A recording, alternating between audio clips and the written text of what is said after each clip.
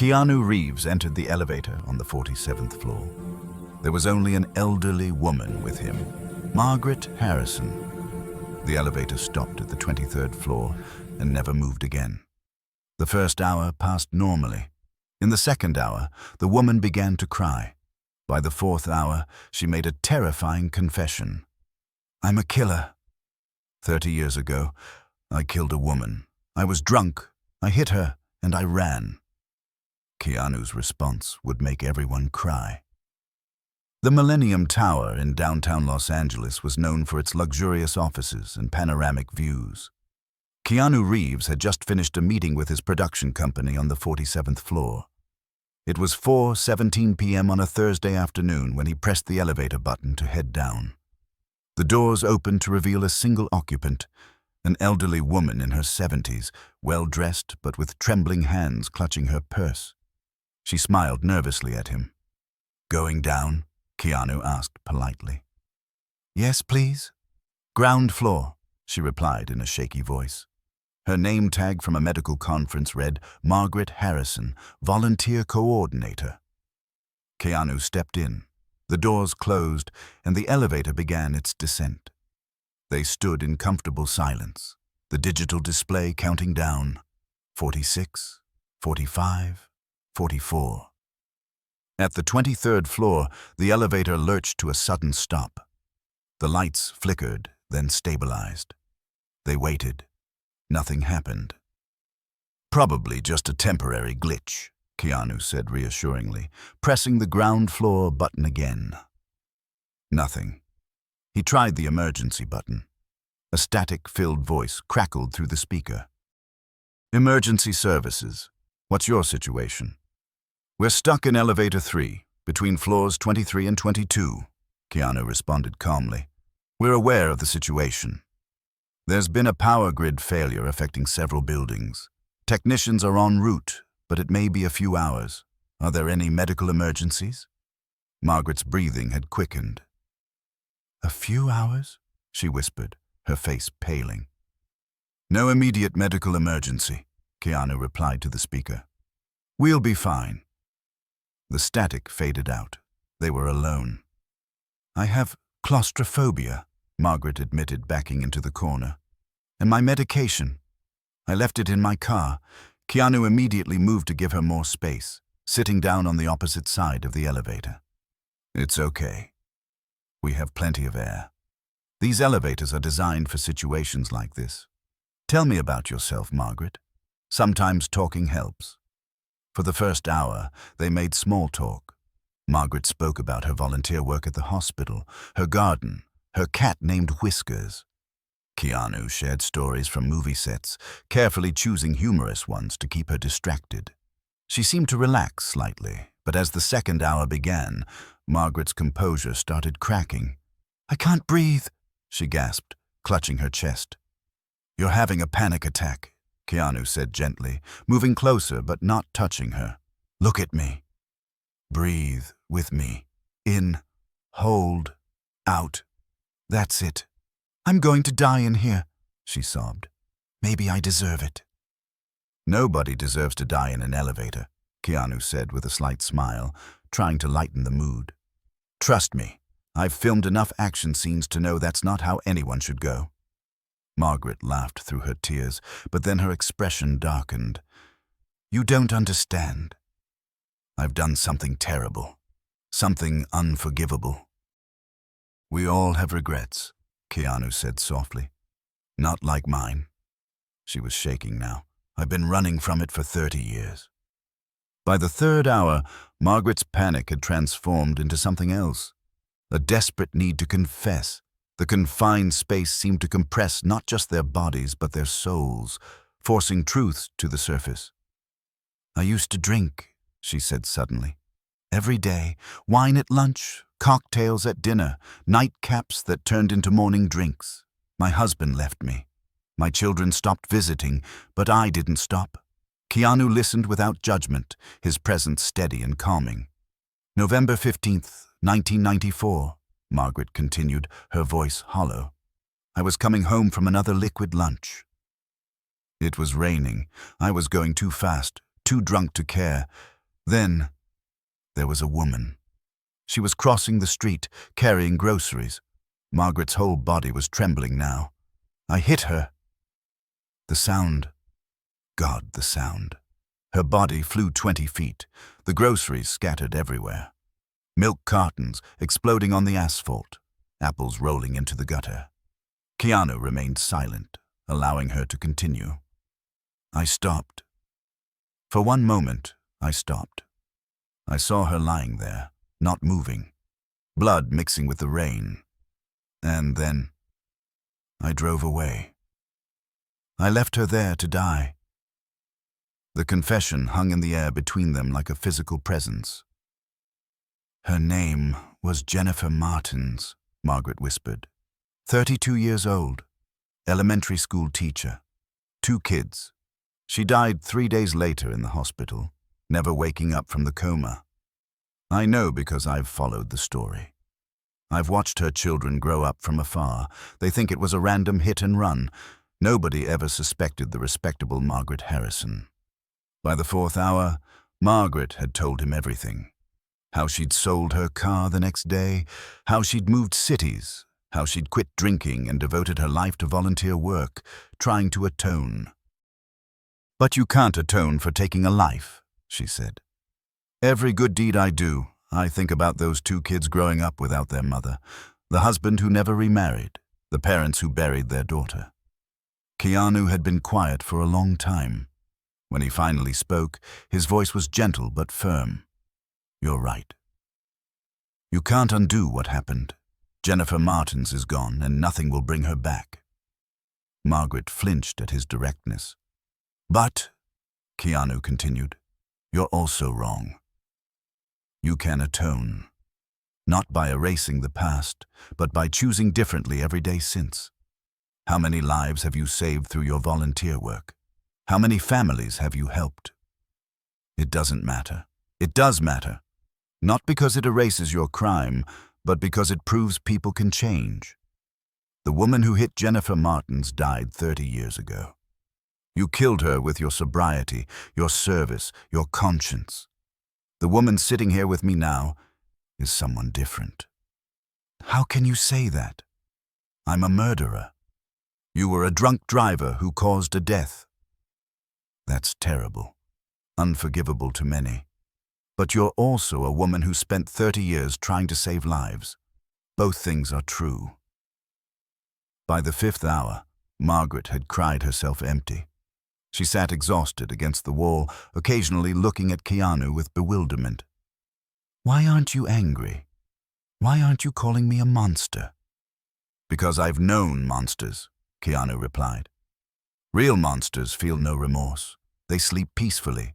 You've tortured yourself every day for 30 years. That's not monstrous. That's human. I should turn myself in. Yes, Keanu agreed. You should. Margaret looked shocked that he agreed so readily. But not as punishment, he continued. As liberation. You've been in a prison of your own making for 3 decades. Real prison might actually be freedom compared to that. And Jennifer's family deserves to know the truth. They deserve closure. They'll hate me. Maybe. They have that right. But they also might find peace in finally knowing. And some might even forgive. Stranger things have happened. Could you forgive someone who killed someone you loved? Keanu was quiet for a long moment. I've had to. Not because they deserved it, but because I deserved peace. Forgiveness isn't about the person who hurt you. It's about freeing yourself from the hurt. As the 6th hour began, something shifted between them. Margaret reached out and took Keanu's hand. If I turn myself in, will you come with me? Yes. Why? You don't even know me. Because 30 years ago, you made a terrible choice alone. You've lived with it alone. Nobody should have to face justice alone if they're genuinely seeking it. I don't deserve your kindness. Kindness isn't about deserving. If it was, none of us would receive it. The elevator suddenly shuddered. The lights flickered back to full power, and they felt movement. They were descending. Margaret gripped his hand tighter. I'm scared. I know, but you're brave too. It takes incredible courage to confess what you just did. What if I can't go through with it? Turning myself in. Then you'll continue living in the prison you've built. But I don't think you will. I think you told me because you're ready to be free. The elevator doors opened to reveal a crowd of concerned building security, EMTS, and other office workers who'd been waiting. They rushed forward. Are you both okay? 6 hours, my God. But Margaret walked past them all, still holding Keanu's hand. She approached the security desk. I need you to call the police, she said clearly. I'm turning myself in for a hit-and-run murder from 1994. The security guard looked confused, glancing at Keanu for explanation. She's serious, Keanu said simply. Please make the call. As they waited for the police, Margaret sat with Keanu in the lobby. Other people stared and whispered, recognizing him, wondering what was happening. What you said about forgiveness, Margaret said quietly. Did you mean it? Every word. I don't understand you. Most people would have condemned me, especially someone famous with a reputation to protect. Reputation is what others think of you. Character is who you are when you're trapped in an elevator with someone who's done something terrible. I'd rather have character. The police arrived, 2 officers who took Margaret's confession with professional calm. As they prepared to take her into custody, she turned to Keanu one last time. Will you really come with me? I'll follow in my car. You won't be alone. As Margaret was led away, she was crying again, but these tears seemed different, lighter somehow. A reporter who'd been in the lobby rushed over to Keanu. Mr. Reeves! What happened in there? Why is she being arrested? A woman faced her past, Keanu said simply, and chose to make things right. But what does that have to do with you? I just happened to be there when she needed someone to listen without judgment. The story broke the next morning. Keanu Reeves trapped in elevator with confessed killer made headlines everywhere. But the real story emerged during Margaret's trial. She pled guilty to vehicular manslaughter and leaving the scene of an accident. The prosecutor asked for the maximum sentence, but something unexpected happened. Jennifer Martin's daughter, Sarah, now 35 herself, asked to speak. For 30 years, I've hated a phantom, she said, looking directly at Margaret. I imagined a monster who felt nothing, who slept peacefully while my family was destroyed. But seeing you here, hearing about your 30 years of self-torture, your volunteer work, saving lives, I realize you've been serving a life sentence already. Sarah paused, tears streaming. I can't forgive you. Not yet. Maybe never. But I don't want you to die in prison. My mother was a teacher. She believed in redemption. I think she would want you to continue helping people, not rotting in a cell. The judge, moved by Sarah's statement and Margaret's genuine remorse, sentenced her to 5 years with possibility of parole. In 2, plus 2,000 hours of community service. Keanu attended the sentencing. Afterwards, Sarah approached him. Thank you for bringing her in, for giving us closure. She brought herself in. I just reminded her she didn't have to do it alone. The news says you spent 6 hours with her, knowing what she'd done, and still treated her with compassion. We're all more than our worst moment, Keanu replied. Margaret proved that with 30 years of trying to be better. Doesn't erase what she did, but it matters. Margaret served 18 months before being released on parole. She continued her volunteer work, but now she also spoke at DUI prevention programs, telling her story to teenagers and adults, showing them the lifetime of consequences from one terrible decision. She and Keanu stayed in touch. He would occasionally visit her at the hospital where she volunteered, bringing coffee and sitting with her during breaks. One day, a year after her release, she asked him, "Do you think Jennifer would have forgiven me?" I think, Keanu said carefully. Jennifer would have wanted her children to have peace. And they do now, because of your confession. That's a form of forgiveness. Margaret died 3 years later from a heart attack while working at the hospital.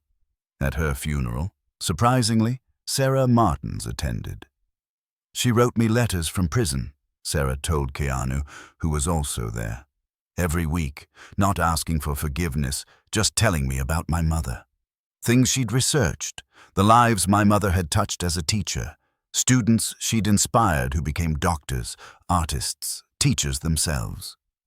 Margaret spent her final years making sure my mother's memory lived on. And did you forgive her?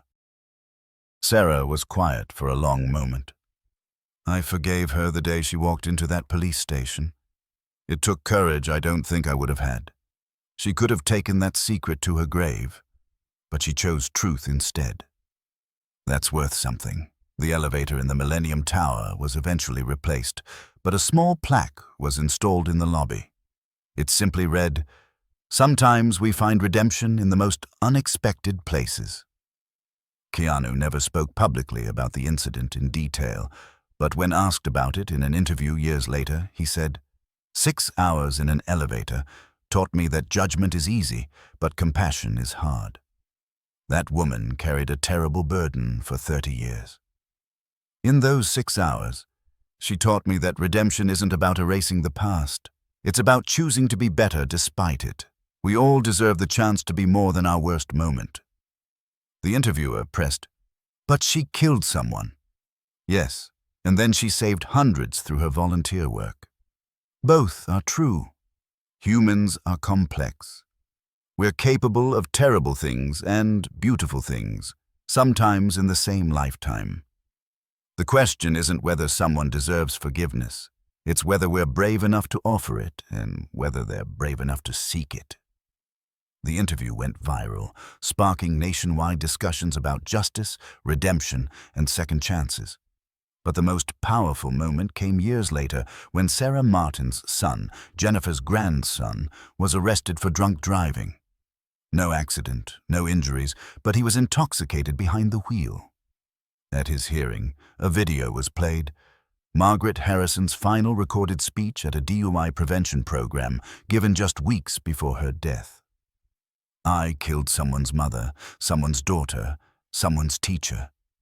I stole decades of life, of love, of memories. There is no redemption from that, only the possibility of preventing others from making the same choice. If my story stops even one person from driving drunk, then maybe, just maybe, Jennifer Martin's death won't have been completely senseless." The young man broke down sobbing. He never drank and drove again.